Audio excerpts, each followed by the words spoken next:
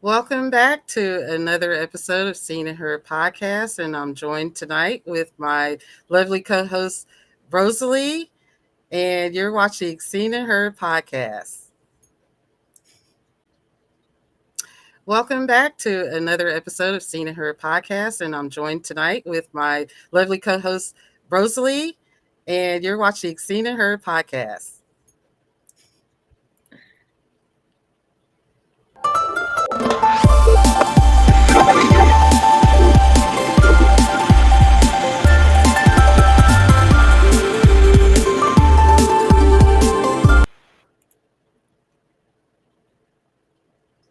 Welcome back, and we are going to open up with a display of weakness. And we're going to talk on the other side of that. Actually, we could talk during it because I'm just going to play the video and we could discuss the parade and the lackluster parade and all of the protests, the No Kings protests. Now, all of those were impressive.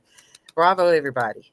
You guys showed up and showed out. So here is let's see if I can get this. Where's the little share button? Okay. While I'm doing that, you tell me about the protest in your area.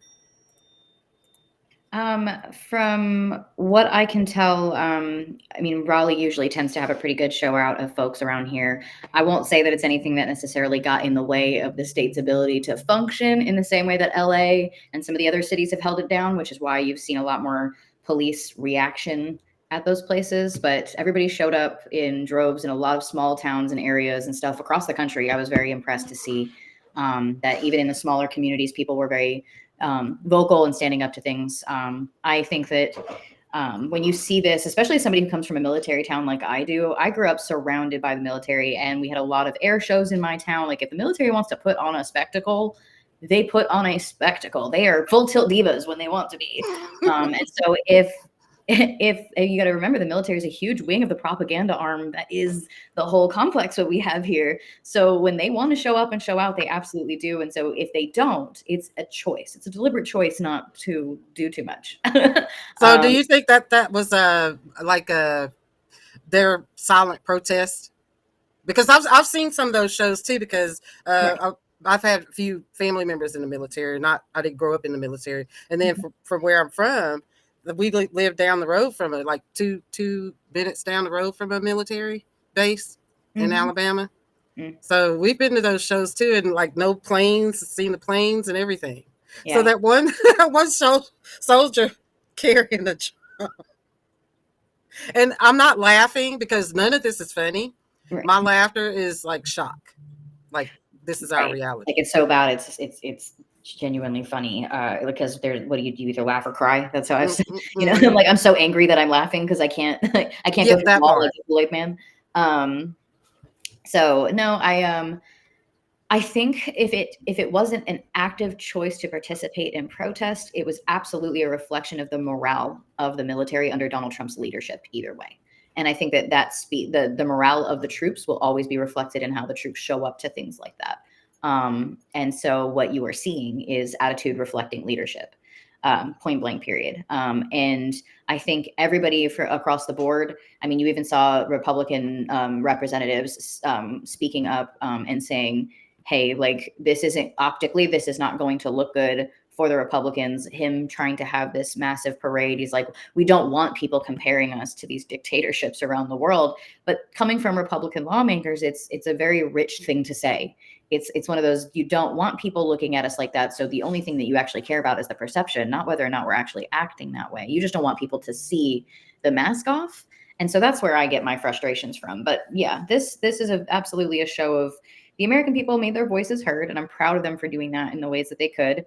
There's been some critiques of some of the protests that have happened where some folks are kind of thinking that maybe the work is done because so many people mobilized, and we want to make sure we don't get that classic, especially white women liberal response to things where it's like, oh, now I've been to the protest, I'm going to go get myself a chai latte and go shop on Amazon and forget about everything that I've, you know what I'm saying? And we very much, the work's not done. This is just meant to remind you that there's a lot of people out there who want to do the right thing.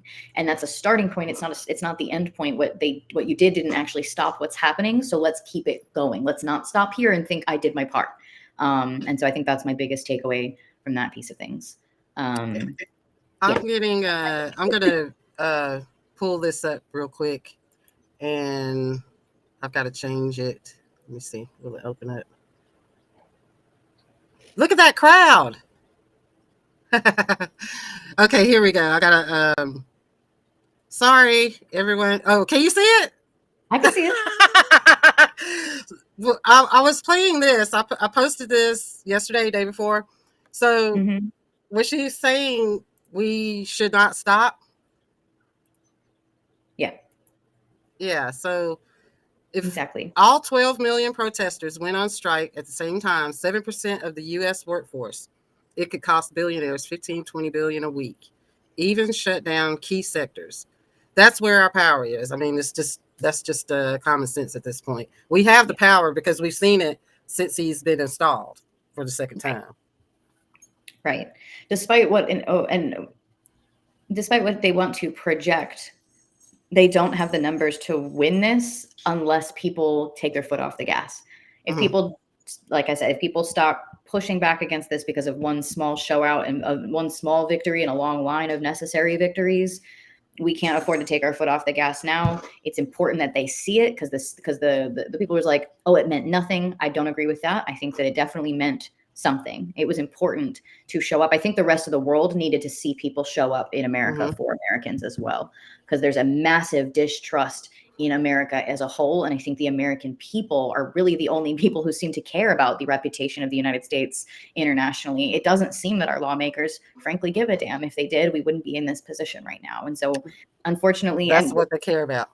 Right. It's forcing people to become activated. And you know what?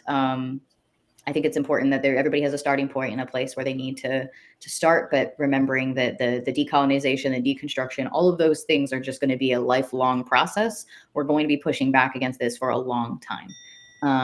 This is not going to happen tomorrow, but when you want to if you really want the machine to come to a halt, we're going to have to all carry a small bit of the pain that's going to have to come from the shift we have to make. And I'll admit, I'm terrified. It scares me. I think if we all approach this acting like it's not scary or pretending that we're going to fake it till we make it, that's a ridiculous thing to do.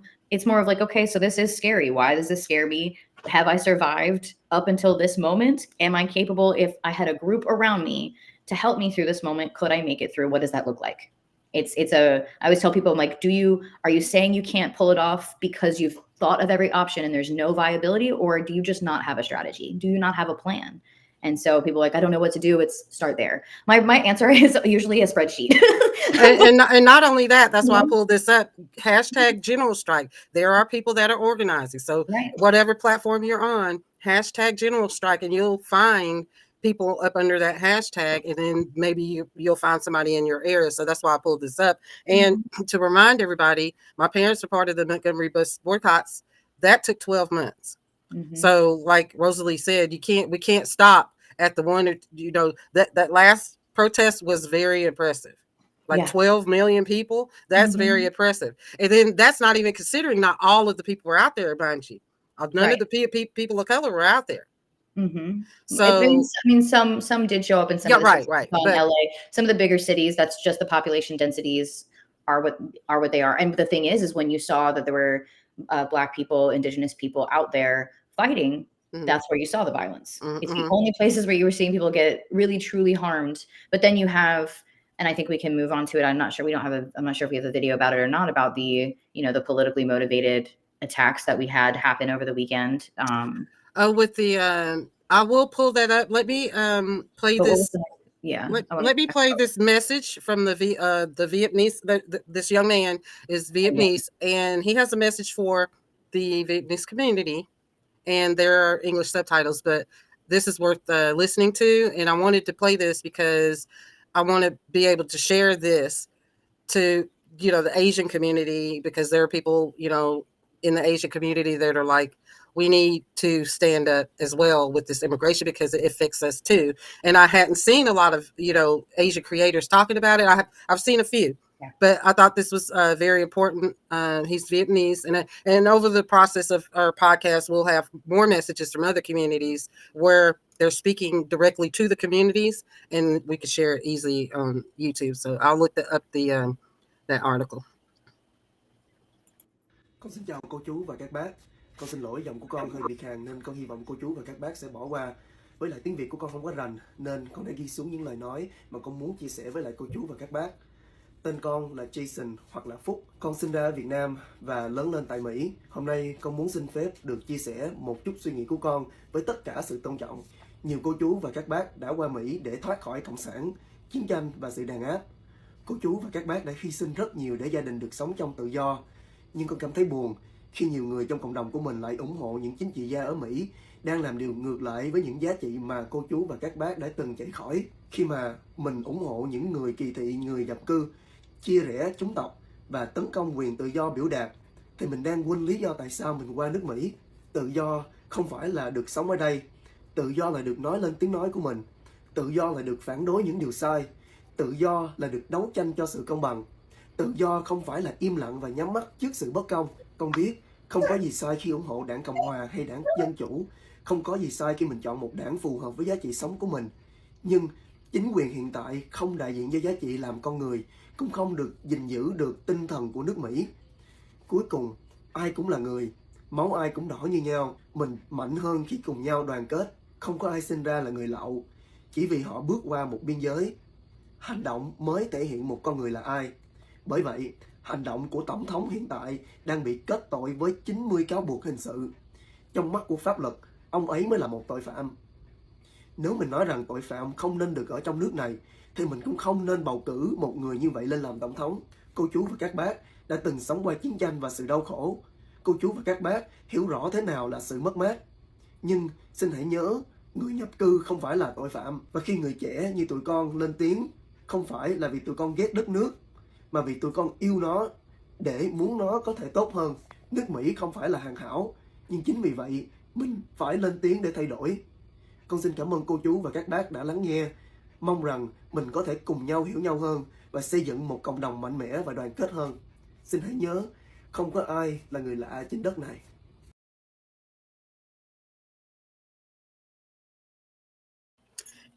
And the article, I've got it pulled up here. Let me pull it. Let me turn this around for you.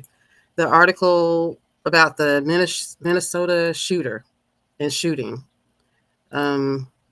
Friends say Minnesota shooting suspect was deeply religious and conservative. So here we have the image of the shooter, the deeply religious conservative shooter of Vance Luther Bolter, 57. There was a 2-day search by authorities as the largest in the state's history. Bolter is accused of impersonating a police officer and gunning down former House Speaker Melissa Hortman and her husband, Mark, in their home outside Minneapolis. Democratic Governor Tim Walz described the shooting as a politically motivated assassination. Senator John Hoffman, also a Democrat, and his wife, Yvette, were shot earlier by the same gunman at their home nearby, but they survived. Friends and former colleagues interviewed by AP described Bolter as a devout Christian who attended an evangelical church and went to campaign rallies for Trump. Records show Bolter registered to vote as a Republican while living in Oklahoma in 2004 before moving to Minnesota, where voters don't list party affiliation. And then today, I'll put this article link in the description for you all. And let's see. I'm going to play this video in the meantime, and then we'll come back to that topic. Malcolm X's final written words were about Zionism. On September 17th, 1964, Malcolm X wrote an article in the Egyptian Gazette called Zionist Logic. In this article, he coined the term Zionist dollarism. And Malcolm X talks about how Zionism is a modern form of imperialism and that Israel was strategically placed by Europeans to destroy economically the Middle East, separate Africa and Asia, because those are two regions that are very rich and could potentially be extremely powerful. In the article, he also writes, Zionist Israel's occupation of Arab Palestine has forced the Arab world to waste billions of precious dollars on armaments, making it impossible for these newly independent Arab nations to concentrate on strengthening the economies of their countries and elevate the living standards of their people. Approximately a year later, Malcolm X was assassinated. If you think Zionism is a fancy word or a buzzword that people are using right now, you're wrong. People have been using this term for a long, long time, and we are just bringing awareness back to that. It's not anti-Semitism, and it has nothing to do with Judaism, and has everything to do with the European imperialistic agenda to divide and conquer.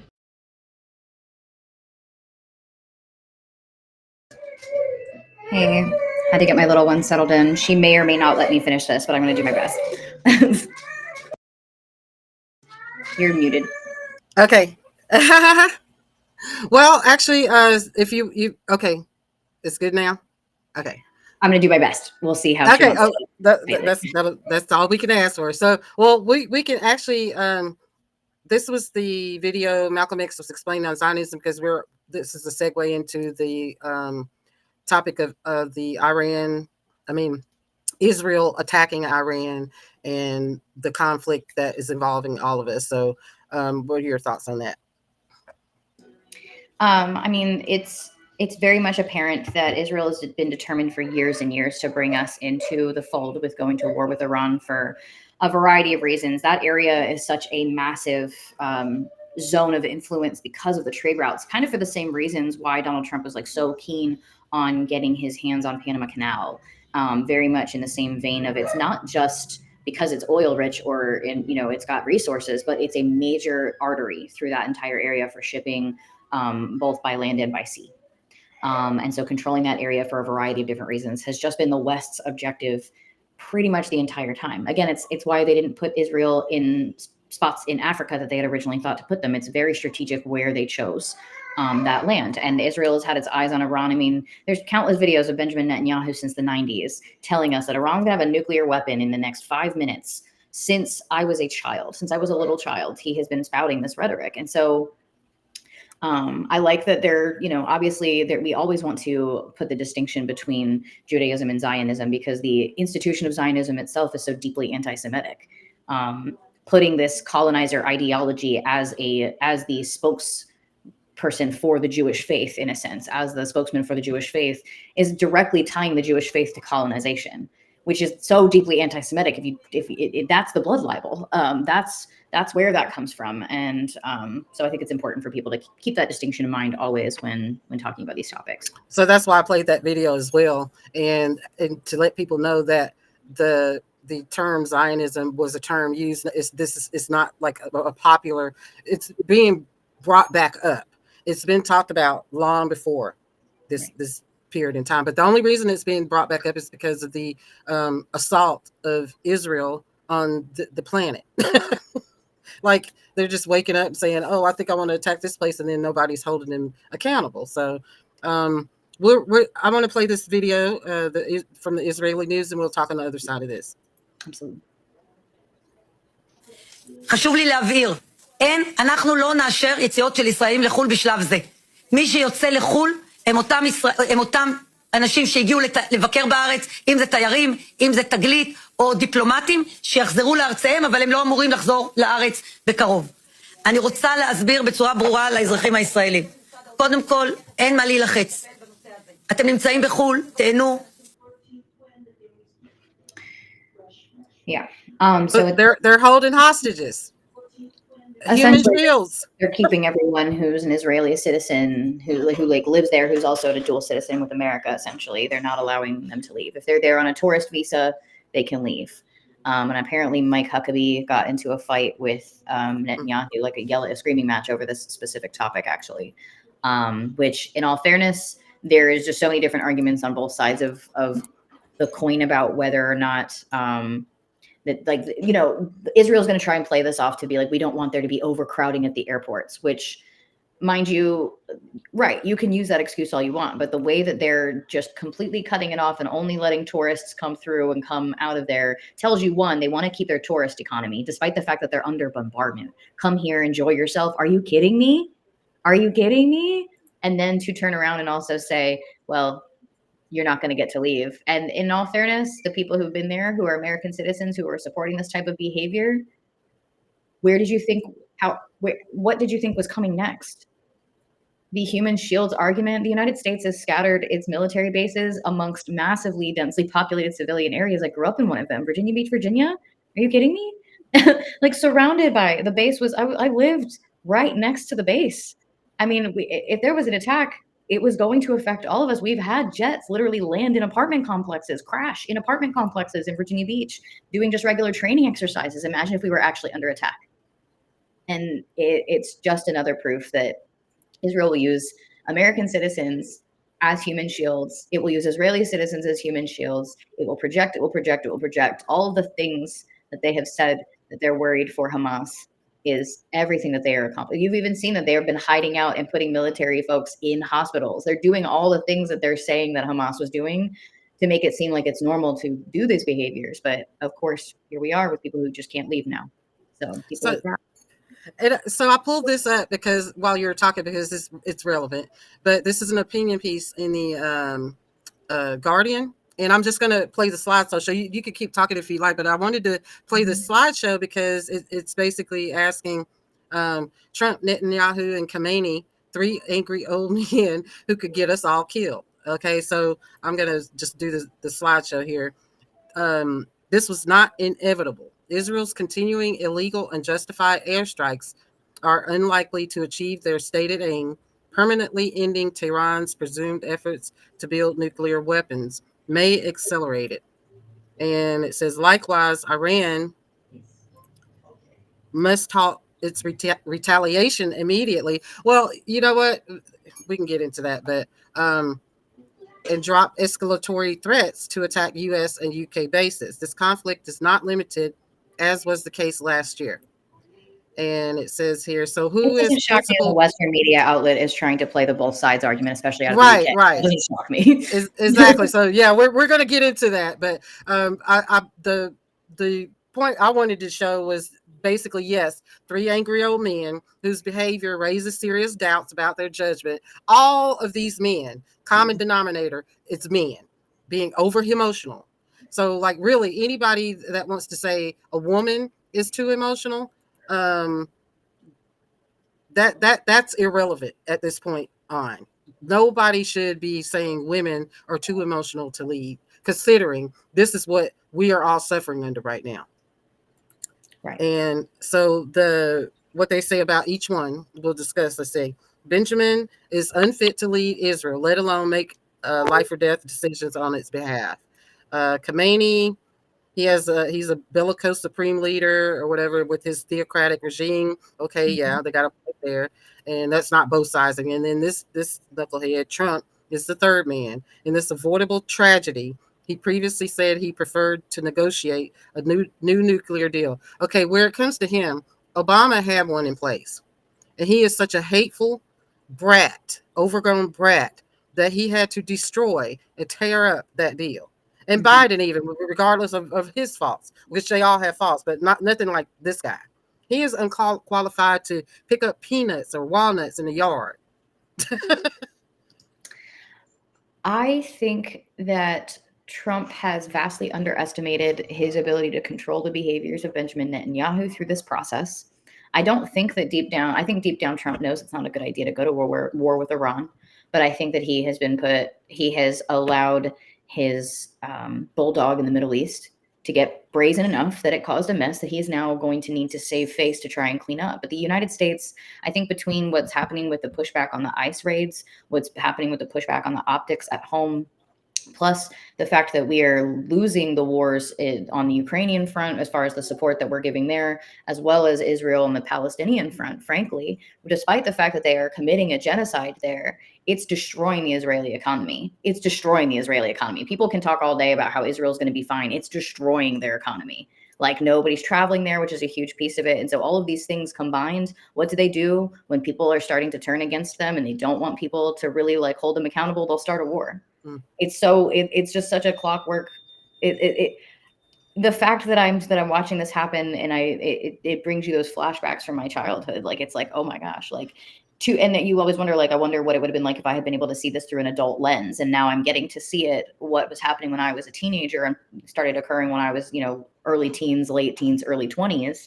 And to watch it come back around while I'm more politically aware and active, it's just horrifying, this cycle of violence that we keep perpetrating for the sake of old men, old rich men to get old, to get richer.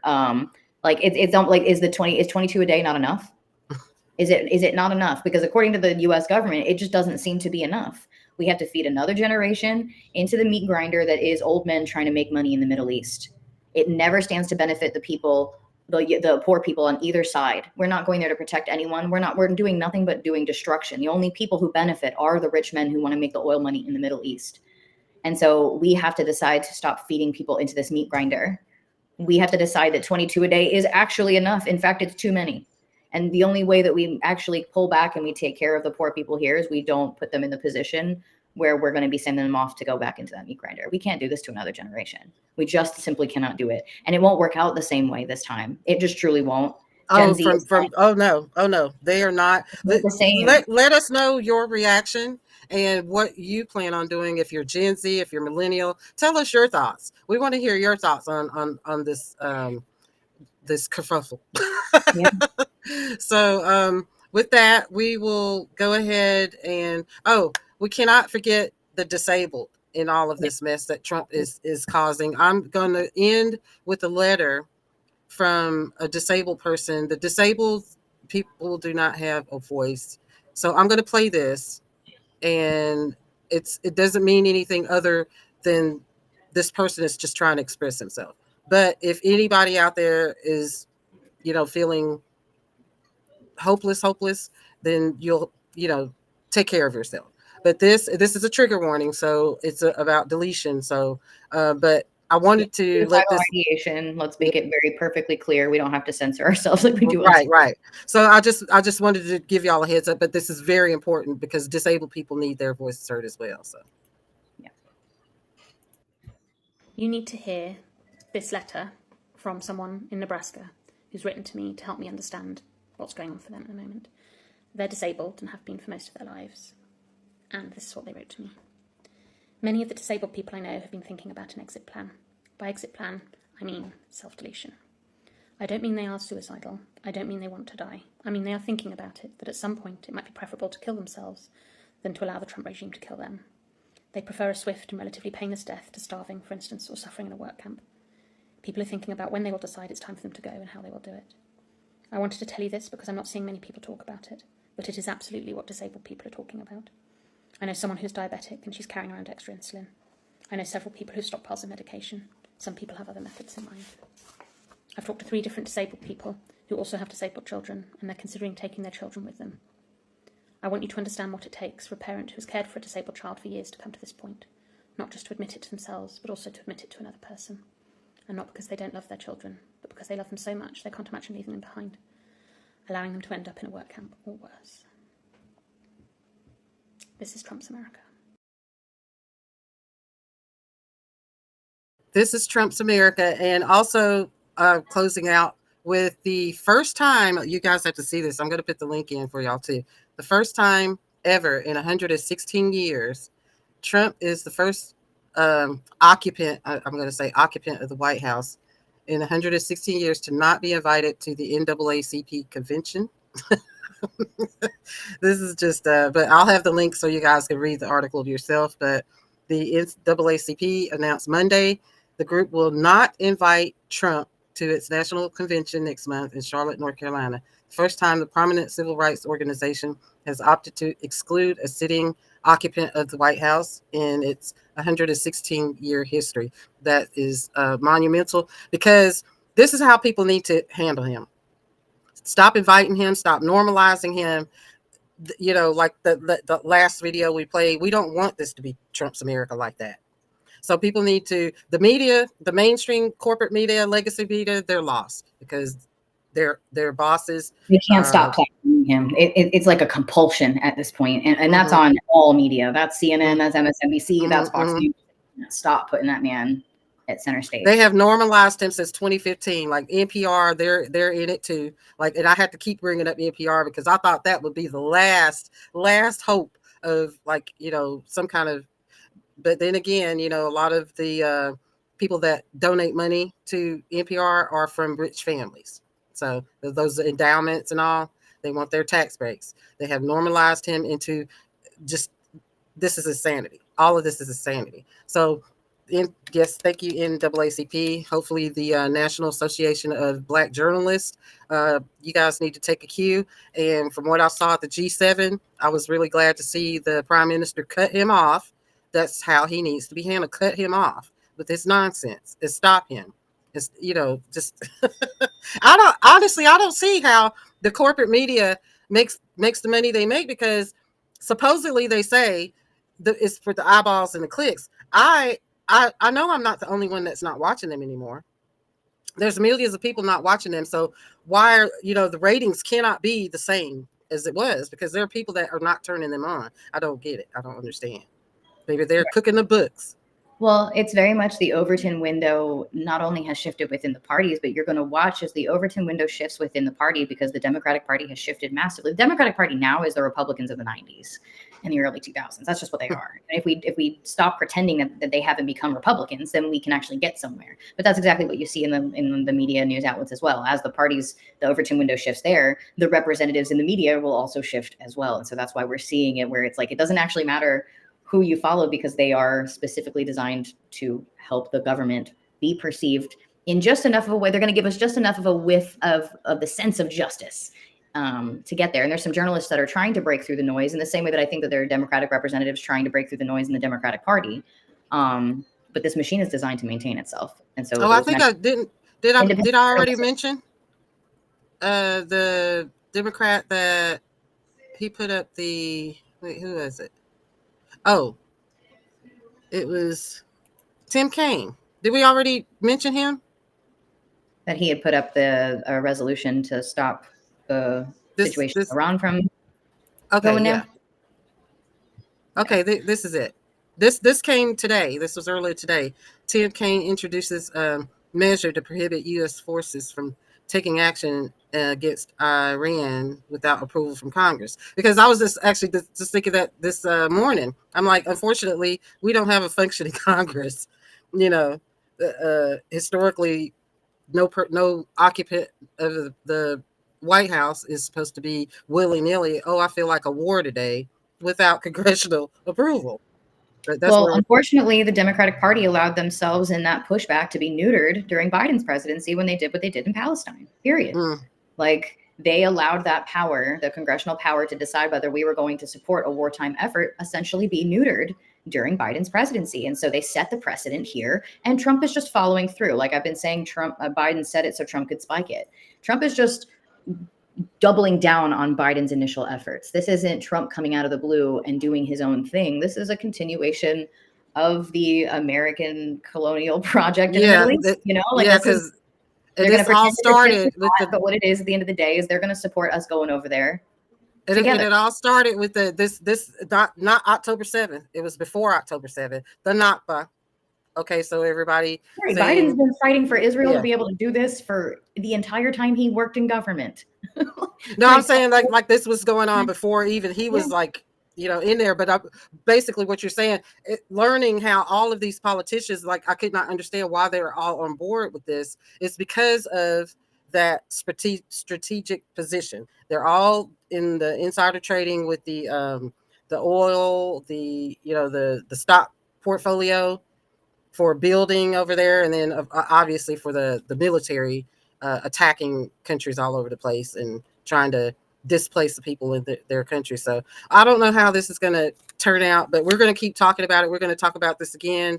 This podcast may seem all over the place, but we were trying to get a lot in a short amount of time. It was a long week. It's only what you can do. It was a long week. We can't cover it all. Just right. So truly, just anybody who's watching, You're not required to know everything about everything because it's not possible. They're trying to overload you with information. Focus on what you can and what is going to help you move the needle in your direct surroundings. If you can't think of anything to do on the bigger scale and it's all a bit overwhelming, look at what's directly around you and start there. So, and we'll try our best to put, like I repeat, putting the links in the description box. So I'll try to disseminate from certain news for y'all. So whatever we talk about, I will put it in our description so that you guys could double check and read the whole thing yourself, whether you like them or not. And also, if you like these specs, I will have the discount code in the description. And if you would like to support us in our programming, we take CashApp, and we'll have other donation links that will help us with our production. And any last words, Rosalie? hold down the line. We are not everything is on fire currently. We've just got to keep pushing, y'all. Just keep pushing. We're showing them that we have the numbers to do this. You just keep going. Like you had said that during the Montgomery bus boycotts, it took 12 months to like really push them to an extreme at that point, and that was on a micro level. We're trying to do this with a whole country. Just keep building. There's hope. There's hope. You guys give me hope too. See y'all on the next one.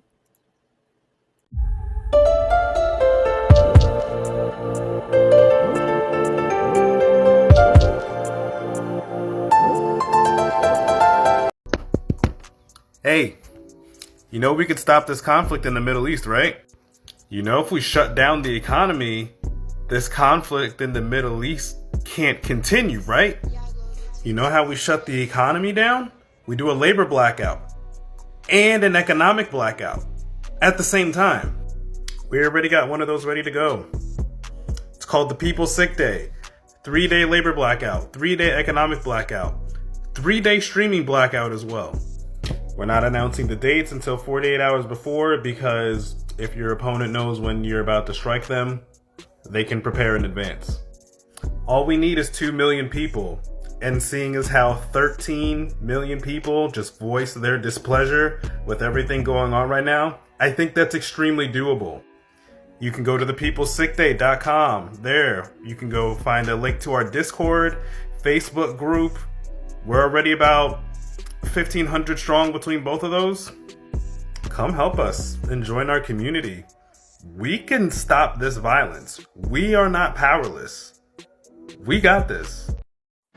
야, 너 한국 노래 좋아? 그리고 한국 드라마도 보고? 한국 남자도 좋아?